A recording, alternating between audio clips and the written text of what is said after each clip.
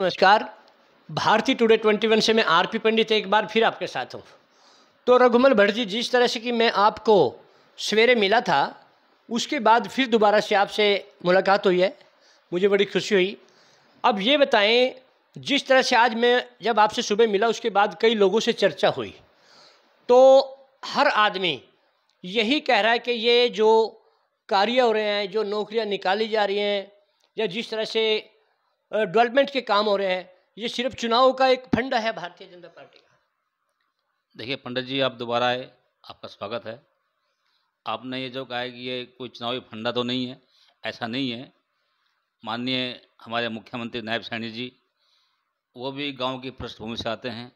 उनको पता है कि गांव में किस प्रकार से डेवलपमेंट होती है, तो इसी को ध्यान में रखते हुए, क्योंकि गांव में बेसिक तौर पर सरपंच ही वहाँ का एक तरह से मुखिया होता है। सरपंच ही सारी प्लानिंग करता है, भले वो पंचायत सेक्रेटरी उसके साथ रहता है, लेकिन सरपंच की भूमिका महत्वपूर्ण होती है।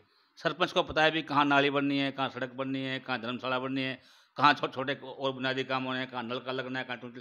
तो ये सारे काम सरपंच के दिमाग में होते हैं, क्योंकि गाँव को इतनी बड़ी तो नगर पालिका तो है नहीं, इतना बड़ा है। तो सरपंच को अपने गाँव का जो नक्शा है एक तरह से उसके माइंड में रहता है। तो उसको ध्यान में रखते हुए नायब सिंह सैनी जी ने, हमारे माननीय मुख्यमंत्री जी ने सरपंचों को ये पावर दी है कि वो 10 लाख तक के काम स्वयं अपने स्तर पर देख लें। और मुझे लगता है कि उनके ये करने से जहाँ सरपंचों का हौसला बढ़ गया है, सरपंच पब्लिक के काम भी कराएंगे। पब्लिक भी उस बात को लेकर बड़ी खुश है कि हमारे सरपंचों को पावर मिली है। तो नेचुरल तौर पर जो सब लोग भाजपा को पसंद कर रहे हैं, नायब सिंह सैनी जी का गुणगान हो रहा है। अच्छा, जो ये 5 सीटों पर भारतीय जनता पार्टी को जो शिकस्त मिली है, क्या इसको देखते हो, क्योंकि पिछली बार जो खट्टर सरकार थी वहाँ भी उनको लेकर भी सरपंचों में कुछ नाराजगी थी जी, क्या उन्हें मनाने की कोशिश हो रही है, या फिर 5 सीटें जिस तरह से भारतीय जनता पार्टी के खाते से कांग्रेस पार्टी ने झटक ली है, या अगले चुनाव को लेकर ये किस तरह की पद्धति रहेगी? क्योंकि लोग ये भी चाहते हैं कि अगर अगली विधानसभा में बीजेपी अपने मुख्यमंत्री का नाम घोषित कर दे, तो मेरे ख्याल बीजेपी को ज़्यादा फायदा होगा। नहीं, देखिए ऐसे है, आपने बताया कि पीछे अ, मनोहर लाल जी से कुछ कैसी को, ऐसा नहीं है। मनोहर लाल जी बहुत टेक्निकल आदमी हैं, वो टेक्निकल आधार पर काम उन्होंने किया है, और जितना बढ़िया काम उन्होंने कर दिया उसकी मैं समझता हूँ कि भले लोग आज न समझें, आज के 5 साल बाद कहेंगे कि मनोहर लाल जी का जो शासन था वो बिल्कुल राम राज्य की तरह था। वो चाहते नहीं थे कि कोई आदमी पैसे दे दे। कोई, मुझे याद आ गया बीच में बात करते करते, एक बार मनोहर लाल जी का यहाँ करनाल में कार्यक्रम था, तो मुझे सरसा के 2 लड़कों का फ़ोन आया, एक और समाज से था, एक धानक समाज से था। वो उन्होंने मुझे कहा, जी हमने सीएम साहब का धन्यवाद करना है। मैं किस बात के लिए? बोला, जी हम दोनों पुलिस में भर्ती हो गए, सब इंस्पेक्टर लगे हैं। तो मैंने उनको बुलवाया, मैंने मनोहर लाल जी को मिलवाया। जैसे आपको पता है कि मैं लोकल हूँ, तो हमारे विधायक थे, तो मैंने उनके सामने जब बात रखी कि माननीय मुख्यमंत्री जी, ये 2 लड़के सरसा से आए हैं और ये पुलिस में सब इंस्पेक्टर भर्ती हुए हैं। तो मुख्यमंत्री जी ने उनसे पूछा, भाई आप लोग भर्ती हो गया, मेरी शुभकामनाएं, बधाई दी। एक सवाल पूछा कि आपका खर्चा कितना हुआ? उन दोनों बच्चों ने बताया, एक ने बताया कि मेरा आज तक ये मिठाई और लाभ के लिए बुक्का ले गए कुल 4500 रुपये खर्चा हुआ है। दूसरे ने कहा, जी मेरा भी लगभग 3500 के लगभग। तो ये कितनी बड़ी बात थी, उसमें किराया भाड़ा आना जाना, किसी को 5 पैसे नहीं दिए, मतलब बिना खर्ची बिना पर्ची का। ये 2 उदाहरण मेरे सामने, मैंने उनको बुलाया था मुख्यमंत्री। तो ऐसे कितने लोग होंगे, और आप लोग देख रहे होंगे, अक्सर टीवी खबर में आता था कि फलाने की झोपड़ी से बच्ची निकली, वो इंस्पेक्टर बन गई। तो ये बुनियादी काम जो होने चाहिए थे, पहले की सरकार में पैसे के दम पे नौकरी आती थी, सेट कर लिया, हाँ जी इतने दोगे इतना हो जाएगा। आम आदमी जो घर से जो बहुत गरीब थे, जिनकी पहुंच ही नहीं थी, अब मुझे लगता है कि ऐसे लोग हैं जिनकी अप्रोच पहुंच ही नहीं है, मुख्यमंत्री तक जा नहीं सकते, लेकिन नौकरी मिल रही है।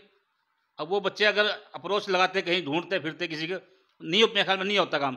उन्होंने एग्जाम दिया, पेपर और उनका हुआ, और वो लोग सिर्फ धन्यवाद करने के लिए भी, क्योंकि मैं दलित समाज से आता हूँ, उन्हें ढूंढ ढांड के मेरा नंबर ले लिया कहीं से, और मैंने मुख्यमंत्री से बुलाया, तो उन्होंने बताया कि इतना खर्चा हुआ है।